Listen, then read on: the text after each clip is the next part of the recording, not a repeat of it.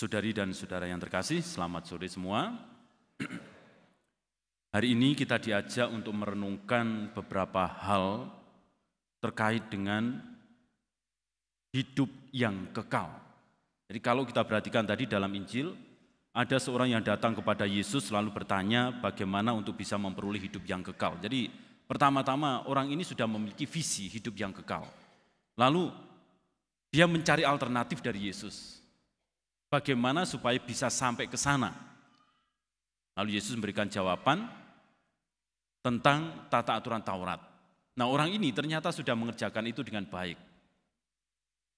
Dan dia kepingin mungkin yang lain.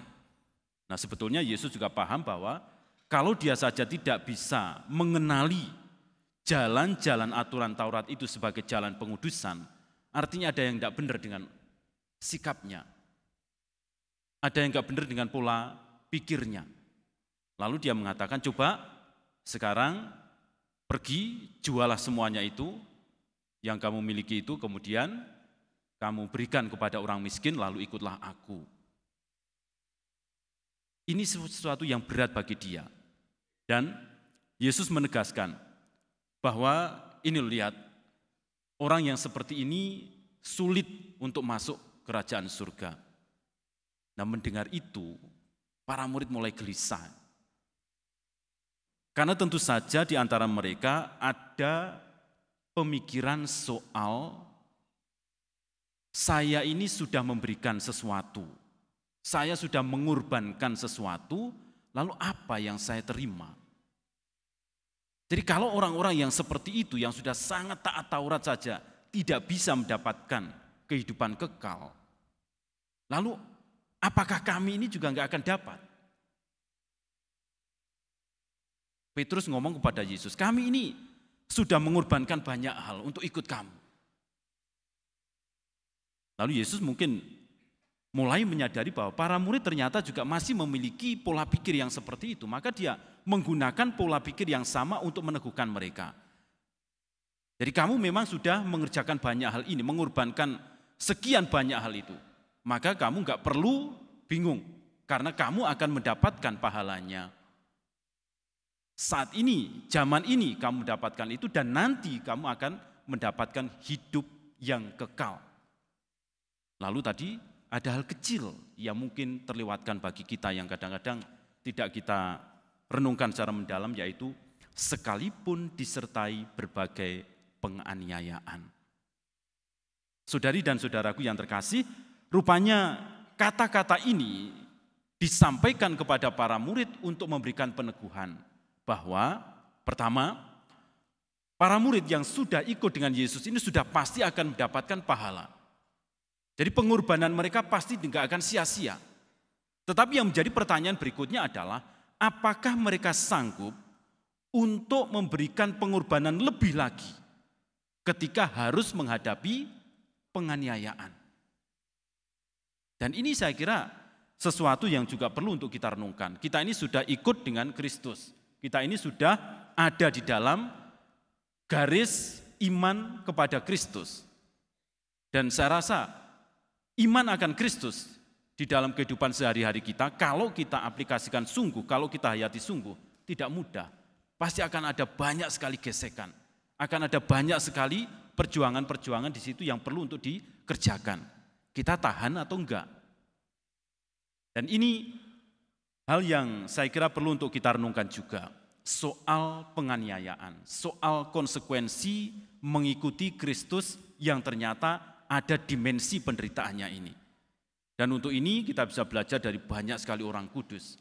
Dan dari sekian banyak orang kudus yang saya pelajari, saya lihat hidup mereka, pengalaman mereka, penemuan-penemuan mereka ketika menghayati hidup mereka, ternyata dimensi penderitaan ini memang hadir di dalam kehidupan mereka. Kalau Santo Santa Carmel, saya kira Anda semua sudah kenal itu. Teresa Avila, Yohanes Salib, Teresia Lisieux, Titus Brandsma, Santa Maria Magdalena de Pazzi, dan banyak lagi yang lain. Dan masing-masing ini juga menemukan itu. Ada dimensi penderitaan. Lalu yang sekarang populer, yang mungkin juga bisa Anda semua ikuti, adalah Santa Faustina. Beliau ini sangat luar biasa di dalam pengabdian kepada Tuhan. Jadi mungkin kalau kita bandingkan juga sama seperti para murid itu. Para murid ini mengkhususkan diri untuk ikut dengan Yesus. Dan Santa Faustina juga demikian, mengkhususkan diri untuk ikut dengan Yesus, masuk dalam hidup bakti, hidup membiara. Dan apakah dalam hidup membiara itu dia mengalami hidup yang enak? Ternyata enggak. Ada begitu banyak konflik di dalam biara itu yang membuat dia merasa tidak nyaman. Dan dia menemukan kurang lebih kalau saya baca dari riwayat hidupnya itu bisa dikategorikan menjadi 4 macam penderitaan yang muncul di dalam pengalaman hidupnya. Yang pertama, penderitaan fisik. Ini muncul karena dia sendiri memang bagian atau masuk dalam golongan yang harus banyak bekerja keras. Jadi pekerjaan-pekerjaan fisik, pekerjaan-pekerjaan kasar itu yang mesti dia kerjakan.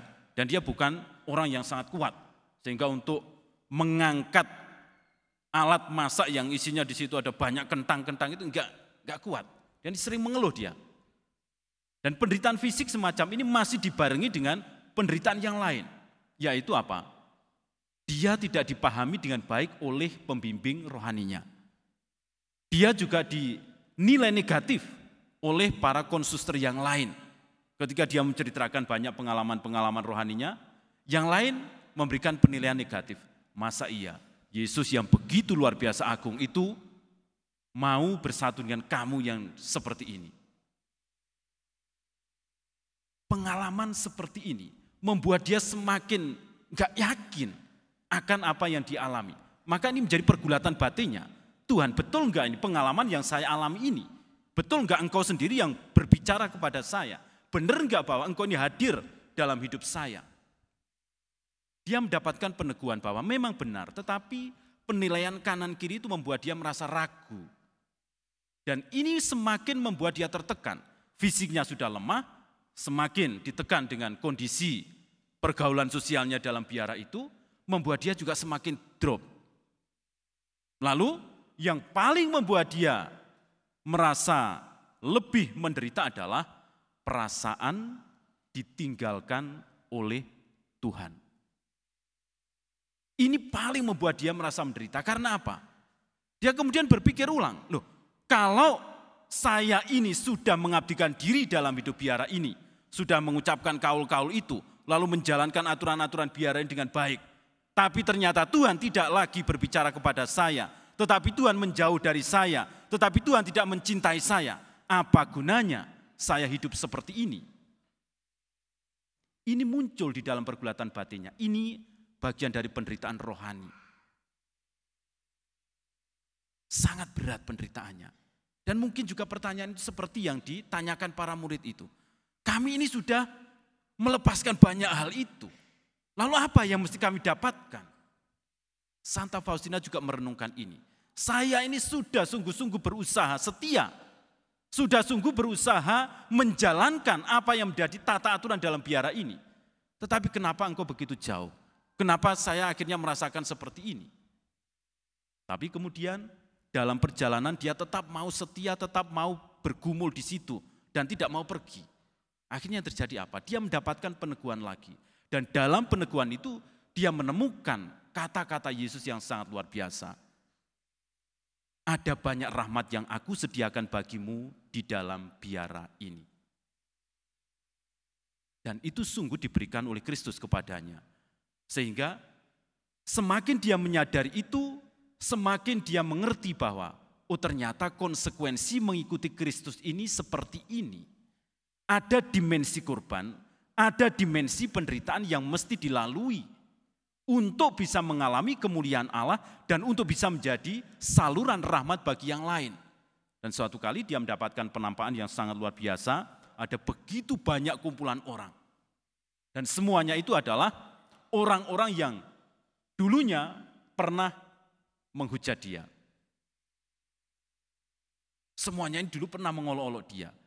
Tetapi dengan cara itu kemudian dia cepat untuk sampai kepada altar Tuhan. Dan saat dia sampai di altar, Tuhan berfirman kepada dia mengatakan, apapun sekarang yang kamu minta untuk orang-orang ini, akan aku berikan kepada mereka. Lalu yang diminta apa? Rahmat untuk yang lain itu. Dia kemudian merasakan bahwa ini adalah anugerah yang luar biasa dari Tuhan. Ternyata penderitaan saya adalah bagian dari sarana Tuhan untuk mengalirkan rahmat bagi banyak orang. Dan itu dia alami dalam banyak kasus. Ada orang yang membutuhkan doa, datang kepadanya, dia mendoakan, orang ini ternyata mendapatkan rahmat Tuhan. Lalu dia merasakan ada jiwa-jiwa yang perlu mendapatkan doa, dia mendoakan. Lalu dia merasakan jiwa itu menjadi tenang. Dan ketika didatangi, sungguh yang bersangkutan merasakan ketenangan. Ini menjadi peneguhan bagi dia bahwa pengorbanannya tidak sia-sia. Penderitaannya bukan penderitaan yang tanpa makna. Penderitaannya bukan penderitaan yang konyol. Apa yang sudah dia hidupi di dalam biara itu dengan berbagai macam kesulitan dan kesetiaan itu ternyata mengalirkan rahmat. Dan di situ dia menemukan Tuhan memurnikan dia, sekaligus juga Tuhan mau mengalirkan rahmat penyelamatan bagi orang lain melalui penderitaannya. Maka saudari dan saudaraku yang terkasih, kalau kita merenungkan kata-kata para murid tadi, kami ini sudah mengorbankan banyak hal, lalu apa yang akan kami dapat? Tuhan mengatakan, zaman ini juga kamu akan mendapatkan 100 kali lipat. Walaupun disertai berbagai macam penganiayaan. Ada dimensi penderitaan di situ. Tetapi penderitaan itu adalah penderitaan yang mengalirkan rahmat. Dan ini yang digarisbawahi oleh Yohanes Paulus kedua. Di dalam dokumennya dia tulis itu Salvi Vici Doloris. Atau redemptive suffering. Penderitaan yang membawa penebusan, yang membawa pengudusan, yang membawa penyelamatan.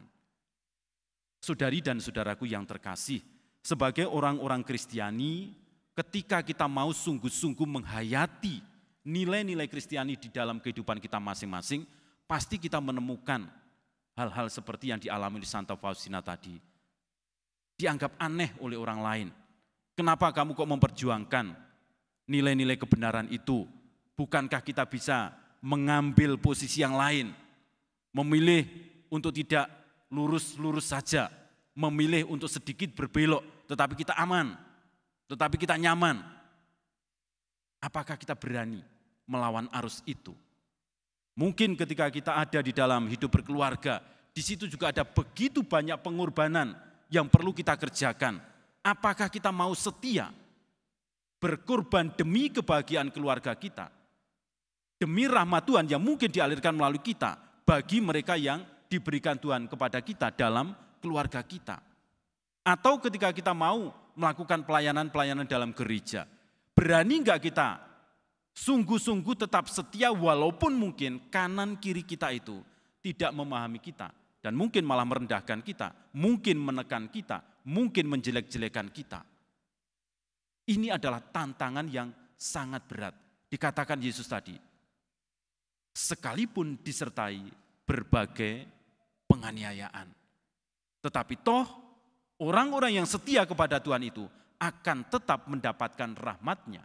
Dan kalau belajar dari kasus Santa Faustina, justru di dalam situasi semacam itu, dia dipakai oleh Tuhan untuk mengalirkan rahmat bagi orang lain. Saudari dan saudaraku yang terkasih, merenungkan Injil hari ini dan apa yang sudah saya sampaikan tadi, mari kita bersama-sama menekuni apa yang sudah kita imani di dalam Kristus ini. Walaupun mungkin ketika kita berusaha untuk menghayati itu, kita mesti mengalami berbagai macam kesulitan, penderitaan, penganiayaan, kita berusaha untuk tetap setia. Karena kita tahu itu semua dipakai oleh Allah untuk mengalirkan rahmat bagi diri kita sendiri dan bagi orang lain di sekitar kita. Mari kita renungkan bersama.